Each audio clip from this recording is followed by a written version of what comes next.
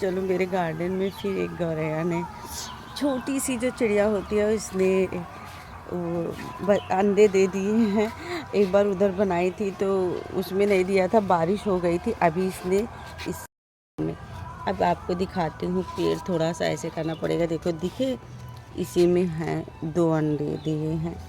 पता नहीं मोबाइल में आ रहा है नहीं, अंधेरा अंधेरा आ रहा है तो मेरा बेटा भी बहुत ज़्यादा उसमें घुस के देख रहा है। अरे छोटे से अंडे खूबसूरत, वाह। मैं कुछ नहीं करने वाली हूँ, उसके बच्चे हैं, कहीं से देख रही होगी तो डर जाएगी।